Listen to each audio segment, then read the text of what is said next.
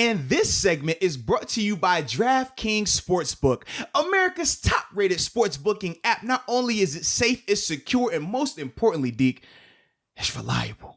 We love reliability, baby. No, you can't beat it. You can't beat that. You know what else you can't beat? What?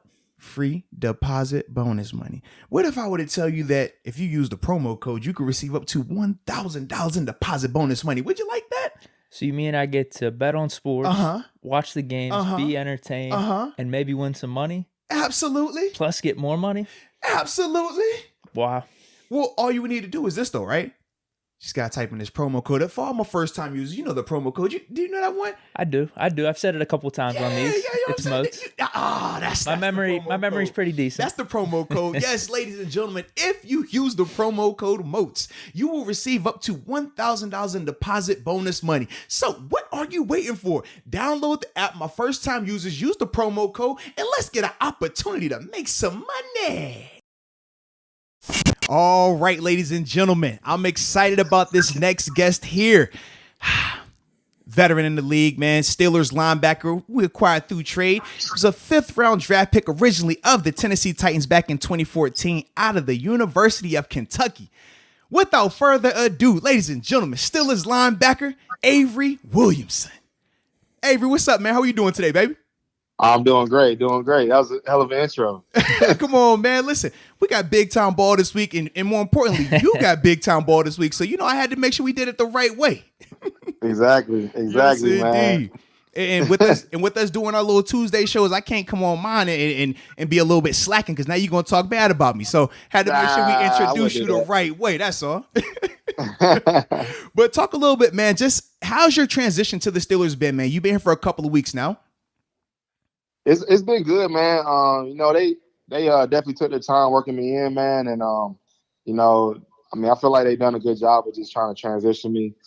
And, thankfully I, was able to get the reps that I did, before, this past week because, after Spillane got hurt, I had to go in full time.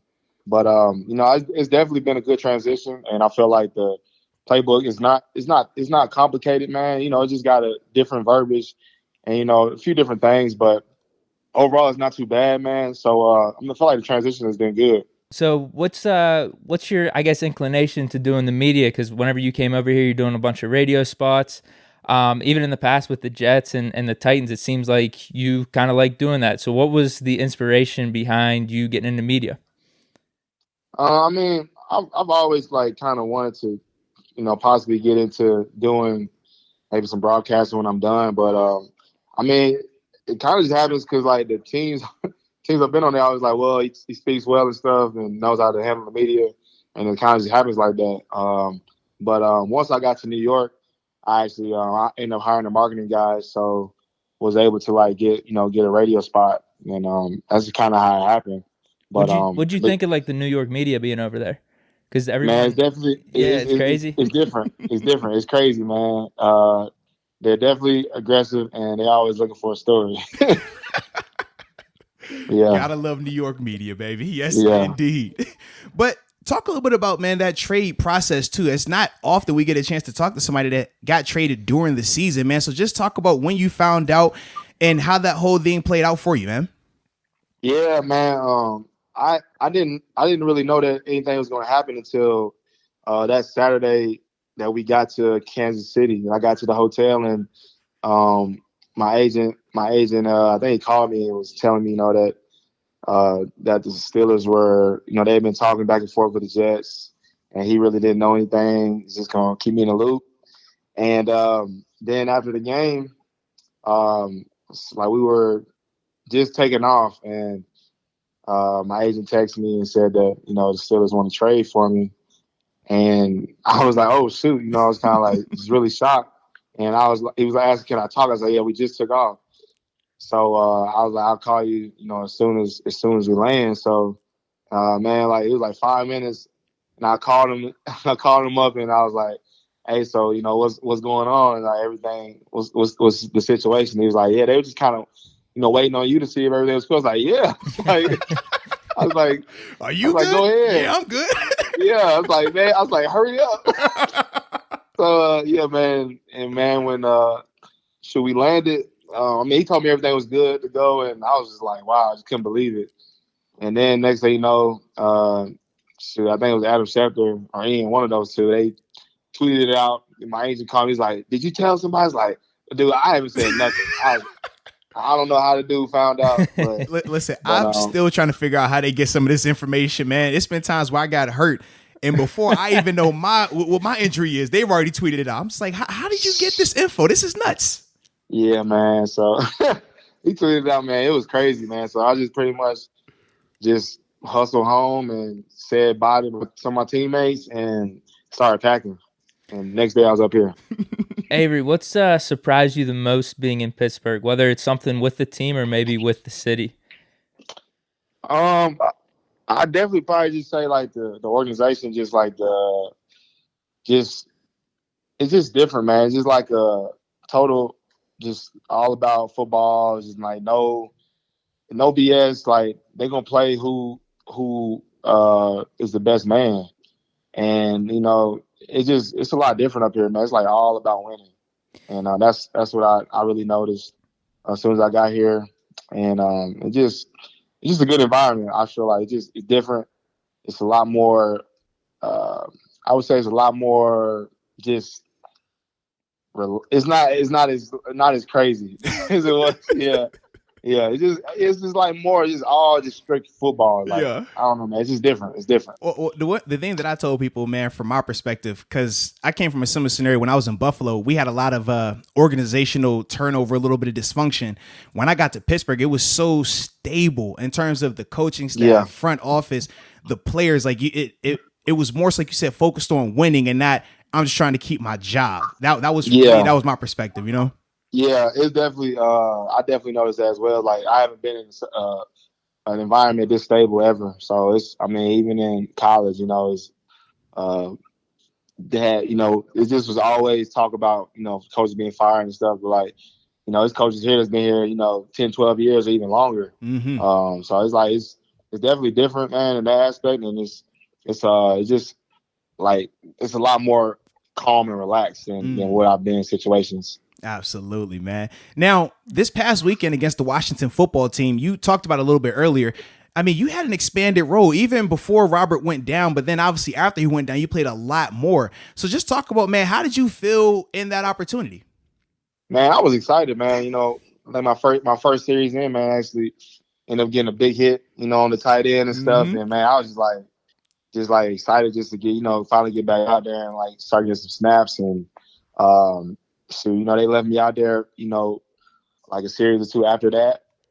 And, I was just really getting in my groove. I know how to play football and they just kind of just working me in slowly, which I understand because they had, they definitely, Spillane, man, he was playing great ball, man. So, and when he gets back, man, hopefully he'll pick right up where he left off. But man, I just was excited just to get out there and just play some. I dig that, man. And trust me, when you watch the tape on you, man, you see the excitement. You're flying around. I've been enjoying it. Definitely have. So I'm excited to see even more so this weekend from you, But, yeah, definitely. But yeah, I wanted to bounce back a little bit, man, to back when you were in Kentucky, man. Just talk about how you ended up there at the University of Kentucky. Man, it was kind of crazy, man. I ended up getting an offer when we went to the state championship my junior year, and I balled out there, and they ended up offering me that next year. They ended up offering me. Then I went for a visit. That summer after they offered me and stuff, and I just fell in love with it, man. I just felt at home, and didn't know anything about Kentucky football, nothing about Kentucky, period. Just passing through Kentucky. That's it. But, man, I didn't know nothing about it, but I just felt at home. And, man, that's just kind of how it happened, man. Now, were you considering any other schools, or was that like your baby? You found them, they offered you, you were like, I'm good to go. I was considering Vanderbilt. They just were kind of taking the time, and, they just were so slow. My dad was like, you know what? We need to go ahead and just get on Kentucky before they try to move on from us. But yeah, man, I wanted to go to Vanderbilt bad, but they just kind of just were dragging their feet. So Kentucky it was. I was watching this video, and you said that you're a third generation farmer. Is this true? Yeah, it is. Like it a is. farmer, like on the farm with animals Yeah. and hay and stuff. Yeah, man. Wow. Cows, everything. How was Like, how was that like growing up then? Like how often were you out on the farm? Was it I was out there every day? What? Every day, man. Yo. Every day. That's Like crazy. it was a job. Like, cause my dad, he drove trucks, so I had to be out there after school. You know, when he was gone, I had to like take care of the stuff, make sure everything was good. So man, I learned how to do that stuff at a young age, and still to this day, I go back and help out some. So, but yeah, man, that's what I love to do, man. I've been doing it for years. I like that. That is different. So you love it. It's not like Different. punishment or anything. Oh yeah, but I love it, man. It's relaxing. What's like the oddest thing you like you do on the farm? Maybe you explain it to someone, they're like, what the hell? I'm just so dumbfounded right now. I don't have any clue about farm life. I'm just like, man, you say you enjoy this thing. Like, all right. The oddest thing, Yeah. man. I mean, all right. I'm gonna tell you. Oh yeah. I guess it would be odd to you, but like, so like if a cow gets sick, like if they get like so like it's a thing called pink eye. So like a cow can get their eye can get infected. Okay. And like so just from like flies transferring germs. So like it's like an old remedy like my great uncle used to do with his cows. Like whenever one of them get pink eye, you throw salt. You just get some table salt, put it in your hand, and just throw it into their eyes. But they get pissed off when you do it. It hurts, but yeah, that's probably like I guess the most odd thing I could think of at this point. Okay. That's pretty odd for me. I'm like, I've heard of pink eye. I've not heard of putting salt in it. I like it. Yeah. Now, for our listeners, just try that on cows, not people. Just Not people, yeah. Just the cows, not the people. Yeah, not people. Now, man, you were a 5th round draft pick in the 2014 draft.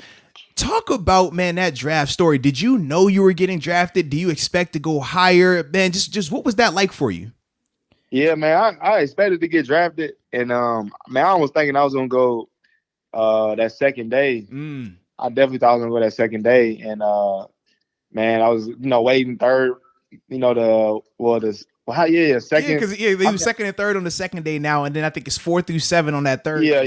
So I was definitely expecting to go that second day, and man, I was upset a little bit after didn't go third round, and then third day came. I'm waiting. That fourth round went by. I'm like, dang, like what's going on? You know what I'm saying? Like, right. I wanted to kind of just being hesitant. But yeah, man, when it finally happened, I was just like shocked. You know what I'm saying? Just kind of like, it's kind of like you never see people get that call and you just never like, man, is this really gonna happen? Right. But man, I was really excited, man, and when I got that call and realized I was 2 hours away from the house. It was even crazier. And now, speaking of you getting that call, that following year, your second year, you get one of the most legendary defensive coordinators or defensive coaches in NFL history, in Dick LeBeau. Man, just talk about what that was like for you as well, man, or anything that you took from being around him. Yeah, man, it was really cool. Just being able to, be around Coach LeBeau, man. He definitely, phenomenal coach, man, legendary coach. And, man, I say what I learned from him, you can have a great defense and just run 5 or 6 calls and, and still be great. So like, man, LeBeau was just like, he'd have like a sticky note in his hands during the game. He'd be taking a while to make the call. Like, coach, we got like 3 calls on the sheet. Like, just call something. Man, LeBeau, man, he's a cool dude. Never really seen him get like too pissed off. I saw him get pissed off like a couple times, but not really. And but man, LeBeau's a really cool dude, man. Just like Always got a story to tell. Always. And did he sing for y'all during Christmas? Oh yeah, he got the he had the night before Christmas, right? Night before Christmas, yeah. Yep, he always do that, man. So I got to experience that. That's dope, man. Years. That is dope. Now, transitioning to this week, man.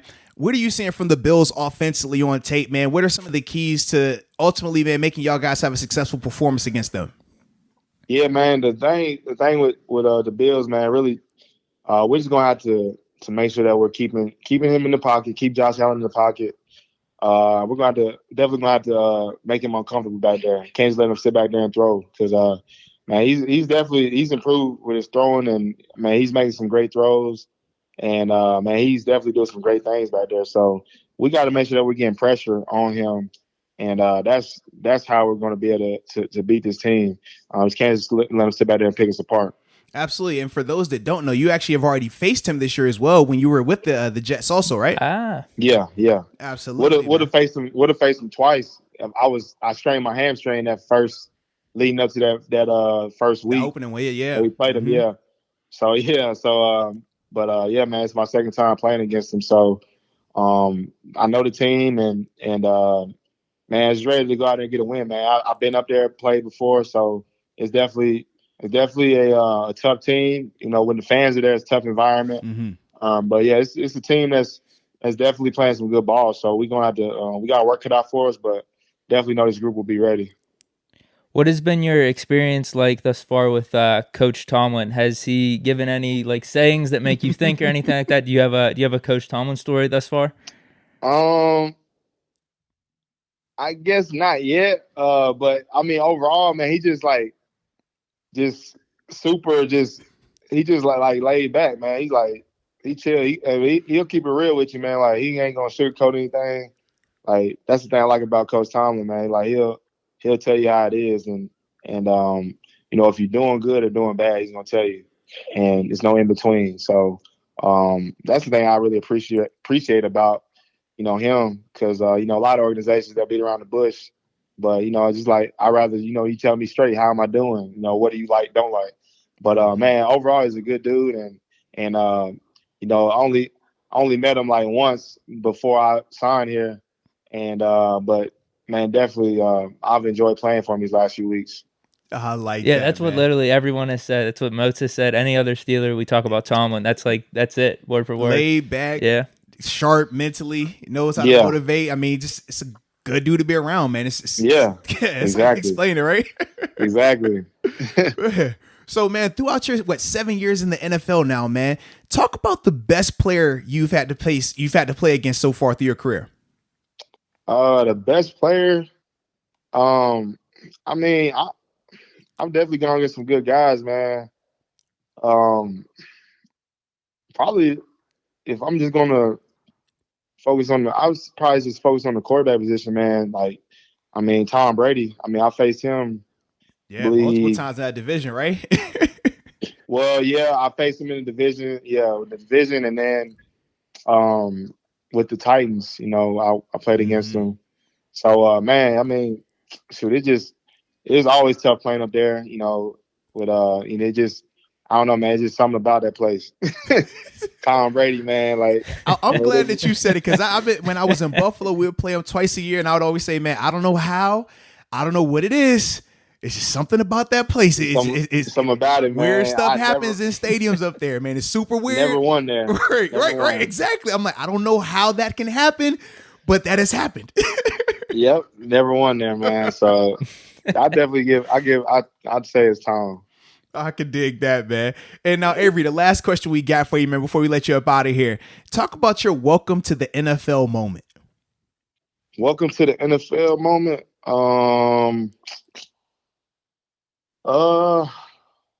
Man, let me think. I'm trying to think. My first game was, I don't know, man. I welcome to the NFL moment. This might be the first no answer. I know, right? I mean, I really didn't have like a. You don't welcome me. I welcome you to the NFL. I really didn't have like a play where I was just like, like, oh shoot, you know what I'm saying? Got ran over bad. Right. Nothing in I'll probably training camp. say I'll probably say at training camp. It was in practice. I was going against the ones, and this dude Michael Orr. This dude. Blindside. I'm up here. I'm I don't know what I was doing, man. Running after the ball or something like that. And I had to take him on. And this dude literally drives me like 10, 15 yards and then power drive me into the ground. Oh. I was so pissed. It was like the movie. And the fans was there too. No. Yeah, the fans was there. So I was like, dang. I was like, yeah, it was bad. It was bad. Oh, it was bad. Man. Yeah. Did you like the movie? All right, yeah, he did me like that. That's legit right there. That's legit. I was hot. I Yeah, like man. it, man. Hey, Avery, we appreciate you, man. You were a blast. No more welcome to the NFL problem. moments, man, but keep doing what you do, man. We're excited about you here in Pittsburgh, and we're just excited to see you continue to grow and progress here, man. So keep being great, man. Super excited. I appreciate it. No doubt, bro. Peace. All right, man. Peace. Y'all have a good one. You too. All right. All right.